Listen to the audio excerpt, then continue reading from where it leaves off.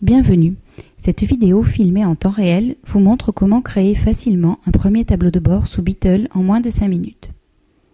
Tout d'abord, connectez-vous à l'application, puis rendez-vous dans l'onglet Import. Cliquez sur Nouveau, puis sélectionnez le type de connecteur que vous souhaitez mettre en place. Pour cette démonstration, nos données sont issues d'une feuille de calcul Excel.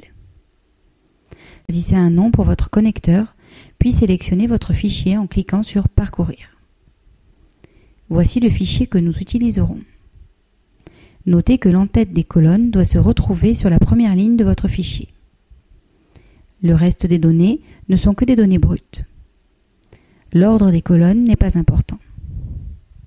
Sélectionnez ensuite le numéro de l'onglet à importer et cliquez sur Charger. Beatle analyse votre fichier et catégorise automatiquement vos données en tant que date, filtre et indicateur en fonction du format de vos données.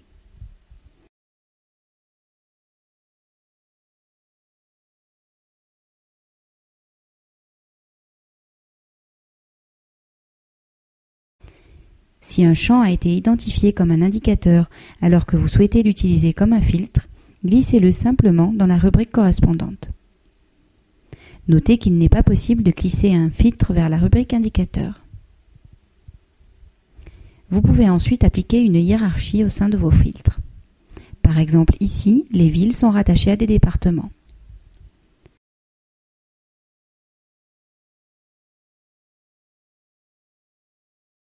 En cliquant sur l'un de vos indicateurs, vous pouvez en modifier les paramètres principaux au travers d'une fenêtre Paramétrage rapide.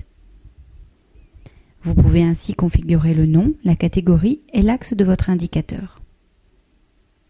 Vous pouvez aussi sélectionner un graphique et une unité.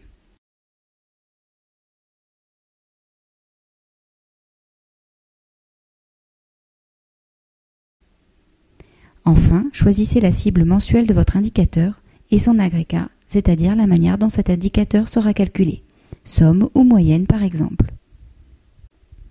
Vous retrouverez des paramètres avancés dans l'onglet Indicateurs qui vous permettront de configurer plus en détail tous vos indicateurs. Cette étape n'est donc pas indispensable, mais elle permet d'accélérer la création de votre tableau de bord.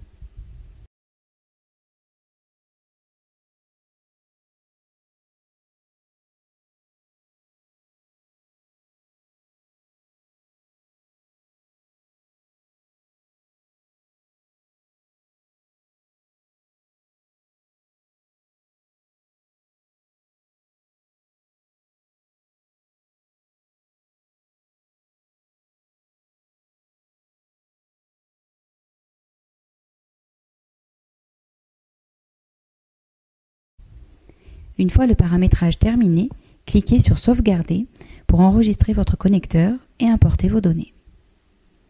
Vous recevrez ensuite un email de confirmation lorsque l'intégralité du chargement aura été effectuée. Les indicateurs ont été créés automatiquement et apparaissent désormais dans l'onglet Indicateurs. Comme indiqué précédemment, cet onglet vous permet notamment de revenir sur le paramétrage avancé de chaque indicateur et d'en créer de nouveaux. Rendez-vous ensuite dans l'onglet Tableau de bord pour visualiser le résultat.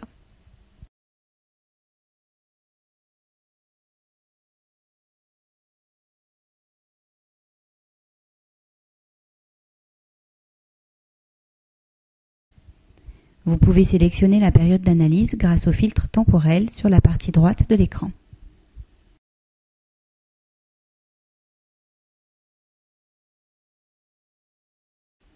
Sur la gauche, vous pouvez afficher la liste de vos indicateurs, ainsi que leur tendance et leur état, calculés en fonction des différents objectifs appliqués à vos indicateurs.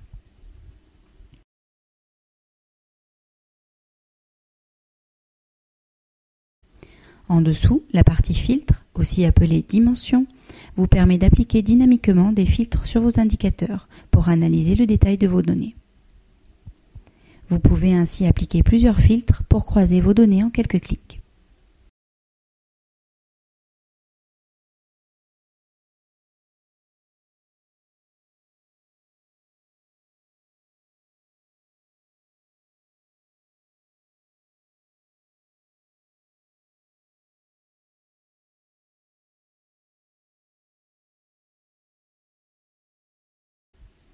Enfin, il est possible de visualiser l'historique de chaque indicateur en cliquant sur l'icône correspondant.